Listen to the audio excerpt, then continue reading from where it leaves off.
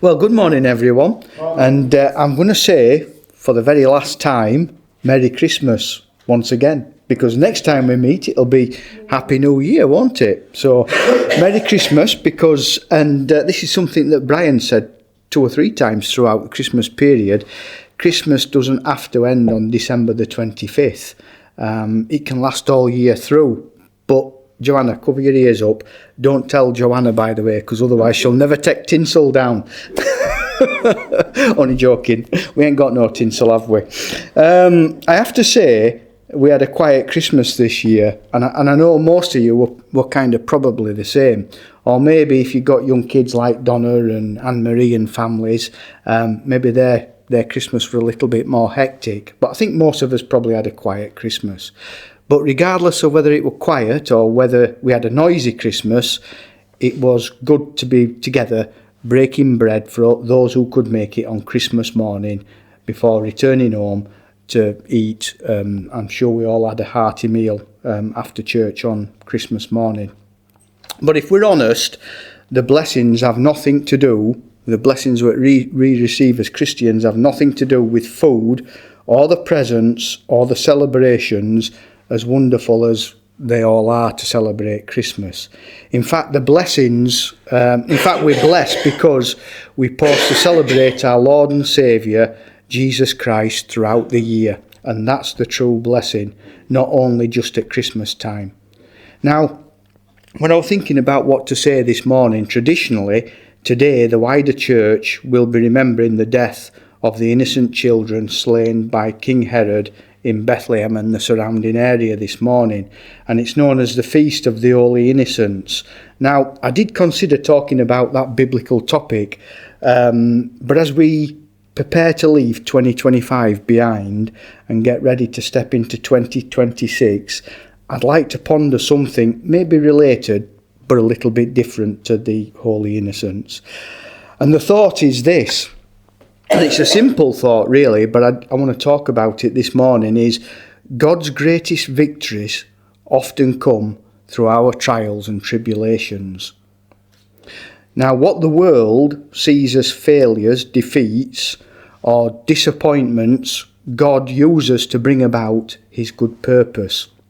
And there's no better example than that, when we think about it, than Jesus himself and Jesus' own life. Let's think about that for a moment. He was the King of Kings, but he wasn't born in a palace with fanfare or luxury. He came into a world in the humblest of ways imaginable, and we've considered that this Christmas, and we've done the nativity play with the stable. He came, born in a stable, because there was no room for him at the inn. He didn't have a comfy bed with silk sheets. He had a manger to lay in, surrounded by farm animals, and it was laid in the straw. The Saviour of the world started out in poverty and rejection, and we've considered all that this Christmas. Then as a baby, his family fled to Egypt to escape King Herod's jealous rage, which we've already considered the death of the Holy Innocents, where hundreds of children were killed in Bethlehem and the surrounding area, because basically King Herod thought that Jesus, the birth of the Holy King, would threaten his own kingdom. So he had all the children slain, which was a heartbreaking tragedy. So Jesus fled with his family from danger at the very beginning of his time on earth, and he fled into Egypt for a short while. Now, if we fast forward 30 plus years, we see that these tribulations didn't stop. He was tempted in the wilderness, then insulted as people tried to stone him for speaking the truth later on in life. He had a ministry with no permanent home. The Bible tells us the Son of Man had nowhere to lay his head. Our Saviour was despised and rejected, and we esteemed him not. And again, another verse from Isaiah. He was rejected by his own people, enduring an unfair trial. He was mocked, beaten, and a crown of thorns thrust upon his brow before finally being nailed to a cross.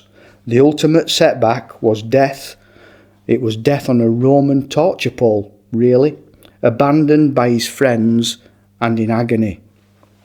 Now, if the world had been given the task of writing the gospel story rather than the Holy Spirit, I'm sure they'd have wrote a story of a conquering king, which would have been completely different to what we read in the Bible. No doubt they'd have created a saviour from another dimension who came down to earth in a spaceship with lots of flashing lights, perhaps dressed in a Superman outfit with red flowing cape and underpants on the outside, because that's what the world thinks about when they think of a saviour. They think of a superhero character. But we in this room know that that's not really what happened. That's not God's way after all, is it? God isn't flashy and, he's quite subdued, and his will comes about quietly in many, many ways.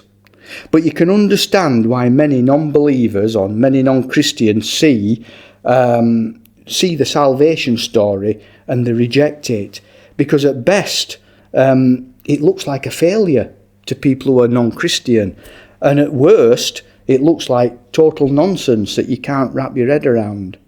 But behind the scenes we know that God was orchestrating the greatest victory there has ever been in the history of mankind.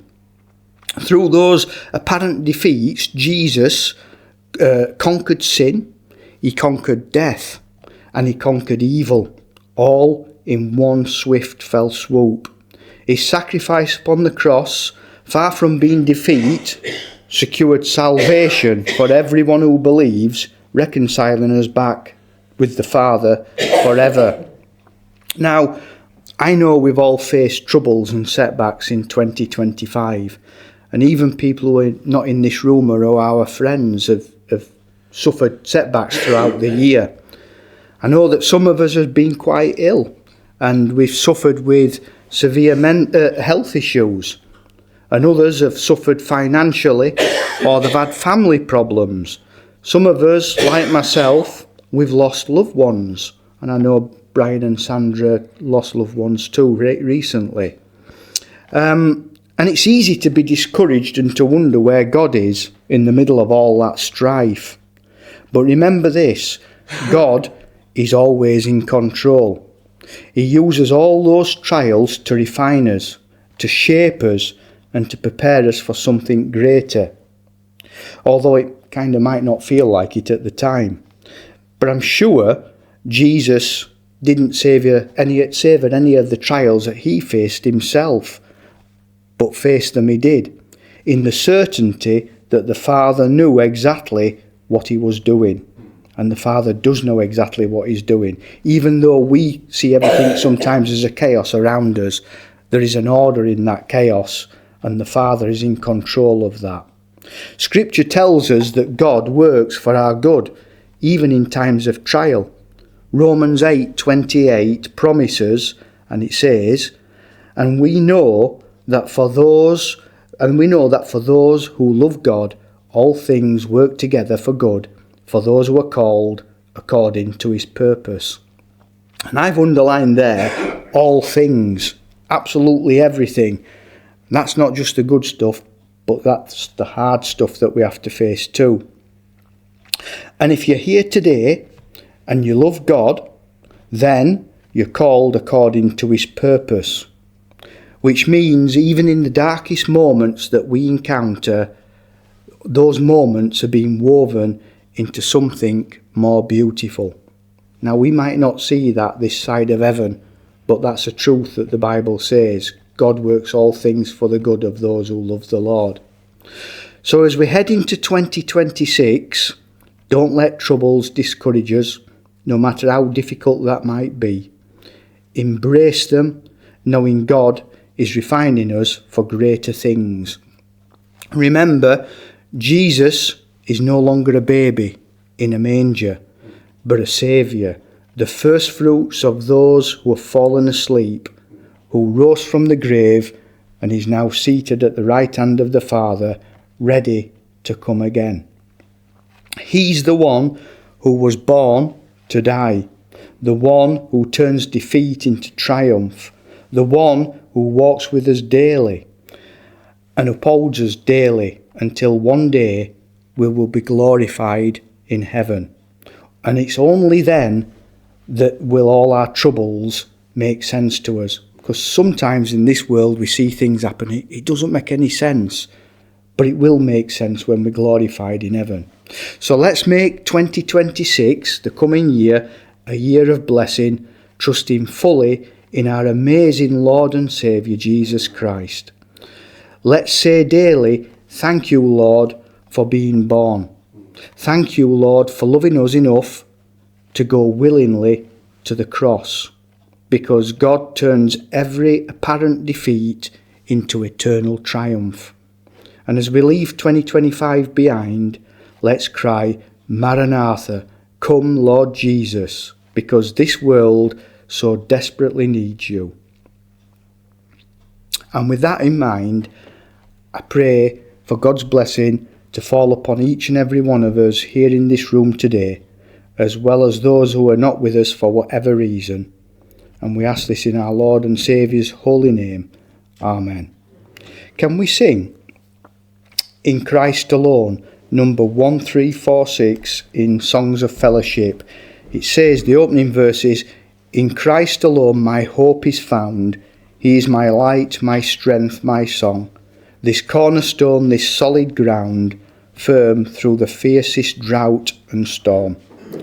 And what safer ground could there be than Jesus Christ? In Christ alone, 1346 in Songs of Fellowship.